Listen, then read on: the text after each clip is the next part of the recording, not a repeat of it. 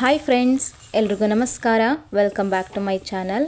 ನಾನಿವತ್ತಿನ ದಿನ ಬ್ಯಾಚುಲರ್ಸ್ಗೆ ಅಥವಾ ಹೊಸದಾಗಿ ಅಡುಗೆ ಕಲಿತಿರ್ತಾರಲ್ವ ಅವರಿಗೋಸ್ಕರ ಈ ಒಂದು ರೆಸಿಪಿನ ತೋರಿಸ್ಕೊಡ್ತಾ ಇದ್ದೀನಿ. ಹಾಗೆ ಇನ್ನೂ ಯಾರು ನನ್ನ ಚಾನಲ್ನ ಸಬ್ಸ್ಕ್ರೈಬ್ ಮಾಡ್ಕೊಂಡಿಲ್ಲ, ಪ್ಲೀಸ್ ಬೇಗ ಹೋಗಿ ಸಬ್ಸ್ಕ್ರೈಬ್ ಮಾಡ್ಕೊಳ್ಳಿ. ಹಾಗೆ ಪಕ್ಕದಲ್ಲಿರುವಂಥ ಬೆಲ್ ಐಕಾನ್ನ ಕ್ಲಿಕ್ ಮಾಡಿ. ಹಾಗಾದರೆ ಬನ್ನಿ ಫ್ರೆಂಡ್ಸ್, ಹೇಗೆ ಮಾಡೋದು ಅಂತ ನೋಡೋಣ. ನಾನಿಲ್ಲಿ 1 ಕಪ್ ಆಗುವಷ್ಟು ಗೋಧಿ ರವೆನ ತೊಗೊಂಡಿದ್ದೀನಿ. ಹಾಗೆ ಸ್ವಲ್ಪ ಕರಿಬೇವಿನ ಸೊಪ್ಪನ್ನು ಈ ರೀತಿ ಚಿಕ್ಕದಾಗಿ ಕಟ್ ಮಾಡಿ ಇಟ್ಕೊಂಡಿದ್ದೀನಿ. ಹಾಗೆ ಒಂದು ಮೀಡಿಯಮ್ ಸೈಜ್ ಈರುಳ್ಳಿ ಮತ್ತು ಖಾರಕ್ಕೆ ಎಷ್ಟು ಬೇಕೋ ಅಷ್ಟು ಹಸಿಮೆಣಸಿಕಾಯನ್ನು ತೊಗೊಂಡಿದ್ದೀನಿ. ಈಗ ನಾನು ಸ್ಟವ್ನ ಆನ್ ಮಾಡಿಬಿಟ್ಟು ಒಂದು ಕಡಾಯಿಯನ್ನು ಇಟ್ಕೊಳ್ತಾ ಇದ್ದೀನಿ. ಕಡಾಯಿ ಬಿಸಿ ಆದ ನಂತರ ಒಂದು ಅರ್ಧ ಸ್ಪೂನಷ್ಟು ಆಯಿಲನ್ನು ಹಾಕ್ಕೊಳ್ತಾ ಇದ್ದೀನಿ. ಆಯಿಲ್ ಸ್ವಲ್ಪ ಬಿಸಿ ಆದ ನಂತರ 1 ಕಪ್ ಆಗುವಷ್ಟು ರವೆನ ಹಾಕ್ಕೊಳ್ತಾ ಇದ್ದೀನಿ. ಈ ರವೆ ಚೆನ್ನಾಗಿ ಹುರ್ಕೋಬೇಕು. ಸ್ವಲ್ಪ ಕಲರ್ ಚೇಂಜ್ ಆಗೋವರೆಗೂ ಮೀಡಿಯಮ್ ಫ್ಲೇಮಲ್ಲಿ ಇಟ್ಕೊಂಡ್ಬಿಟ್ಟು ಚೆನ್ನಾಗಿ ಹುರ್ಕೋಬೇಕು. ರವೆನ ಎಷ್ಟು ಚೆನ್ನಾಗಿ ಹುರ್ಕೋತೀವೋ ಉಪ್ಪಿಟ್ಟಿನ ಫ್ಲೇವರ್ ಕೂಡ ಚೆನ್ನಾಗಿ ಬರುತ್ತೆ. ನೋಡಿ ಫ್ರೆಂಡ್ಸ್, ಇವಾಗ ಹುರ್ಕೊಂಡಾಗಿದೆ. ಇದನ್ನು ಒಂದು ಪ್ಲೇಟಿಗೆ ಎತ್ತಿಟ್ಕೊಳ್ತಾ ಇದ್ದೀನಿ. ಅದೇ ಕಡಾಯಿಗೆ ನಾನು 1-2 ಸ್ಪೂನಷ್ಟು ಆಯಿಲನ್ನು ಹಾಕ್ಕೊಳ್ತಾ ಇದ್ದೀನಿ. ಆಯಿಲ್ ಬಿಸಿ ಆದಮೇಲೆ ಸ್ವಲ್ಪ ಸಾಸಿವೆನ ಹಾಕ್ಕೋತಾ ಇದ್ದೀನಿ. 1/4 ಸ್ಪೂನಷ್ಟು ಸಾಸಿವೆ, ಹಾಗೆ ಸ್ವಲ್ಪ ಜೀರಿಗೆ, 1/4 ಸ್ಪೂನಷ್ಟು ಜೀರಿಗೆ ಹಾಕ್ಕೊಂಡ್ಬಿಟ್ಟು ಸಾಸಿವೆ ಹಾಗೂ ಜೀರಿಗೆ ಸ್ವಲ್ಪ ಚಟಪಟ ಅನ್ನಬೇಕು. ಆನಂತರ ನಾನಿಲ್ಲಿ 1 ಸ್ಪೂನಷ್ಟು ಉದ್ದಿನಬೇಳೆನ ಹಾಕ್ಕೊಳ್ತಾ ಇದ್ದೀನಿ. ಹಾಗೆ ಸ್ವಲ್ಪ ಶೇಂಗಾ ಬೀಜನ ಹಾಕ್ಕೊಳ್ತಾ ಇದ್ದೀನಿ. ಟೇಸ್ಟಿಗೆ ತಕ್ಕಂಗೆ ಹಾಕೋಬೋದು. ಜಾಸ್ತಿ ಇಷ್ಟಪಡೋರು ಜಾಸ್ತಿನೇ ಹಾಕ್ಕೋಬೋದು. ಕಡಲೆಬೇಳೆ ಕೂಡ ಹಾಕ್ಕೋಬೋದು. ನಾನು ಕಡಲೆಬೇಳೆ ಮನೆಯಲ್ಲಿ ಖಾಲಿ ಆಗಿರೋದ್ರಿಂದ ಉದ್ದಿನಬೇಳೆ ಹಾಗೂ ಶೇಂಗಾ ಬೀಜನ ಅಷ್ಟೇ ಹಾಕ್ಕೊಂಡಿದ್ದೀನಿ. ಈಗ ಸ್ವಲ್ಪ ಕಲರ್ ಚೇಂಜ್ ಆಗೋವರೆಗೂ ಚೆನ್ನಾಗಿ ಹುರ್ಕೋಬೇಕು. ನಂತರ ನಾನು ಕಟ್ ಮಾಡಿ ಇಟ್ಕೊಂಡಿರುವಂಥ ಕರಿಬೇವನ್ನು ಹಾಕ್ಕೊಳ್ತಾ ಇದ್ದೀನಿ. ಪ್ರತಿ ವಿಡಿಯೋದಲ್ಲಿ ನಾನು ಇದನ್ನೇ ಹೇಳೋದು, ಕರಿಬೇವಿನ ಸೊಪ್ಪನ್ನು ಸ್ವಲ್ಪ ಕಟ್ ಮಾಡ್ಕೊಂಡು ಹಾಕ್ಕೊಂಡ್ರೆ ಫ್ಲೇವರ್ ತುಂಬಾ ಚೆನ್ನಾಗಿರುತ್ತೆ. ಟ್ರೈ ಮಾಡಿ. ಹಾಗೆ ಈರುಳ್ಳಿ ಮತ್ತು ಹಸಿಮೆಣಸಿಕಾಯಿನ ಹಾಕ್ಕೊಳ್ತಾ ಇದ್ದೀನಿ.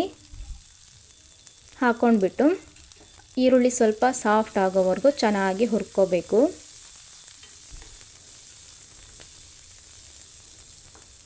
ಹುರ್ಕೊಂಡ ನಂತರ ಒಂದು ಲಿಡ್ ಕ್ಲೋಸ್ ಮಾಡಿಬಿಟ್ಟು ನಾನು ಒಂದು 10 ಸೆಕೆಂಡು ಹಾಗೇ ಬಿಡ್ತಾ ಇದ್ದೀನಿ. ನೋಡ್ತಾ ಇರ್ಬೋದು, ಇವಾಗ ಸ್ವಲ್ಪ ಎಣ್ಣೆ ಎಲ್ಲ ಬಿಟ್ಕೊಂಡಿದೆ. ಈರುಳ್ಳಿ ಎಲ್ಲ ಚೆನ್ನಾಗಿ ಸಾಫ್ಟ್ ಆಗಿದೆ. ಓಕೆ ಫ್ರೆಂಡ್ಸ್, ಇವಾಗ ನಾನು ಒಂದು 3 ಕಪ್ ಆಗುವಷ್ಟು ನೀರನ್ನು ಹಾಕ್ಕೊಳ್ತಾ ಇದ್ದೀನಿ. 1 ಕಪ್ ರವೆಗೆ 3 ಕಪ್ ಆಗುವಷ್ಟು ನೀರನ್ನು ಹಾಕ್ಕೊಳ್ತಾ ಇದ್ದೀನಿ. ಯಾವ ಕಪ್ಪಲ್ಲಿ ರವೆನ ತೊಗೊಂಡಿರ್ತೀರಲ್ವ ಅದೇ ಕಪ್ಪಿಂದ 3 ಕಪ್ ಆಗುವಷ್ಟು ನೀರನ್ನು ಹಾಕ್ಕೊಳ್ಳಿ. ಈಗ ಚೆನ್ನಾಗಿ ಒಂದ್ಸರಿ ಮಿಕ್ಸ್ ಮಾಡಿಕೊಂಡು ರುಚಿಗೆ ತಕ್ಕಷ್ಟು ಉಪ್ಪನ್ನು ಹಾಕ್ಕೊಳ್ತಾ ಇದ್ದೀನಿ.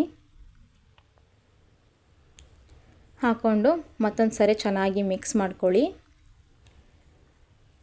ಮಿಕ್ಸ್ ಮಾಡಿಕೊಂಡು ಒಂದು ಲಿಡ್ ಕ್ಲೋಸ್ ಮಾಡಿಬಿಟ್ಟು ಇದನ್ನು ಕುದಿಲಿಕ್ಕೆ ಬಿಡಬೇಕಾಗುತ್ತೆ. ಈ ಒಂದು ನೀರನ್ನು ಎಷ್ಟು ಚೆನ್ನಾಗಿ ಕುದಿಸ್ತೀವೋ ಉಪ್ಪಿಟ್ಟು ಅಷ್ಟು ಟೇಸ್ಟಿಯಾಗಿ ಬರುತ್ತೆ. ಓಕೆ ಫ್ರೆಂಡ್ಸ್, ನೋಡ್ತಾ ಇರ್ಬೋದು, ಇವಾಗ ಚೆನ್ನಾಗಿ ಕುದಿ ಬಂದಿದೆ. ಈಗ ಒಂದ್ಸರಿ ಚೆನ್ನಾಗಿ ಮಿಕ್ಸ್ ಮಾಡಿಕೊಂಡು ಈ ಟೈಮಲ್ಲಿ ಟೇಸ್ಟ್ ನೋಡ್ಕೋಬೋದು, ಉಪ್ಪು ಕರೆಕ್ಟ್ ಇದೆಯಾ ಇಲ್ವಾ ಅಂಥೇಳಿ. ಈಗ ನಾನು ಹುರಿದಿಟ್ಕೊಂಡಿರುವಂಥ ರವೆನ ಹಾಕ್ಕೊಳ್ತಾ ಇದ್ದೀನಿ. ಹಾಕೊಂಡ ನಂತರ ಗಂಟಿಲ್ದಂಗೆ ಚೆನ್ನಾಗಿ ಮಿಕ್ಸ್ ಮಾಡ್ಕೋಬೇಕು. ಈಗ ಮಿಕ್ಸ್ ಮಾಡ್ಕೊಂಡ ನಂತರ ನಾನು ಒಂದು ಲಿಡ್ ಕ್ಲೋಸ್ ಮಾಡಿಬಿಟ್ಟು ನೀರಿನ ಅಂಶ ಎಲ್ಲ ಕಡಿಮೆ ಆಗಬೇಕು ಅಲ್ಲಿವರೆಗೂ ಇದನ್ನು ಮೀಡಿಯಮ್ ಫ್ಲೇಮಲ್ಲಿ ಇಟ್ಕೊಂಡು ಚೆನ್ನಾಗಿ ಕುದಿಸ್ಕೊತೀನಿ. ಓಕೆ ಫ್ರೆಂಡ್ಸ್, ನೋಡ್ತಾ ಇರ್ಬೋದು, ಇವಾಗ ನೀರಿನ ಅಂಶ ಎಲ್ಲ ಕಡಿಮೆ ಆಗಿದೆ. ಆಲ್ಮೋಸ್ಟ್ ಒಂದು 90% ಆಗಿದೆ. ಈಗ ಒಂದ್ಸರಿ ಚೆನ್ನಾಗಿ ಮಿಕ್ಸ್ ಮಾಡಿಕೊಂಡು ಈ ರವೆ ಎಲ್ಲ ಅರಳ್ಕೋಬೇಕು. ಅಲ್ಲಿವರೆಗೂ ಲೋ ಫ್ಲೇಮಲ್ಲಿ ಇಟ್ಕೊಂಡು ಲಿಡ್ ಕ್ಲೋಸ್ ಮಾಡಿಬಿಟ್ಟು ಒಂದು 15ರಿಂದ 20 ಸೆಕೆಂಡ್ ಹಾಗೇ ಬಿಡ್ತಾ ಇದ್ದೀನಿ. ಓಕೆ ಫ್ರೆಂಡ್ಸ್, ಇವಾಗ ಉಪ್ಪಿಟ್ಟು ರೆಡಿಯಾಗಿದೆ. ನೋಡ್ತಾ ಇರ್ಬೋದು, ನಾನು ಫ್ಲೇಮ್ನ ಆಫ್ ಮಾಡ್ಕೊಂಡಿದ್ದೀನಿ. ಈಗ ಉಪ್ಪಿಟ್ಟು ರೆಡಿಯಾಗಿದೆ. ಬಿಸಿ ಇರುವಾಗಲೇ ಒಂದು ಪ್ಲೇಟ್ಗೆ ಸರ್ವ್ ಮಾಡಿಕೊಂಡು ಮೇಲ್ಗಡೆ ತುಪ್ಪ ಹಾಕ್ಕೊಂಡು ತಿಂತಾಯಿದ್ರೆ ತುಂಬಾ ರುಚಿಯಾಗಿರುತ್ತೆ. ಬ್ಯಾಚುಲರ್ಸು ಅಥವಾ ಹೊಸದಾಗಿ ಕಲಿತಾ ಇರೋರು ಈ ಒಂದು ರೆಸಿಪಿನ ಟ್ರೈ ಮಾಡಿ ಹೇಗೆ ಬಂದಿದೆ ಅಂತ ಕಮೆಂಟ್ ಮಾಡಿ.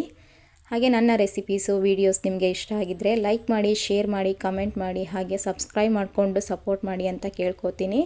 ಹಾಗೆ ಸಿಗ್ತೀನಿ ನೆಕ್ಸ್ಟ್ ವಿಡಿಯೋದಲ್ಲಿ. ಅಲ್ಲಿವರೆಗೂ ಎಲ್ಲರಿಗೂ ಬಾಯ್, ಟೇಕ್ ಕೇರ್.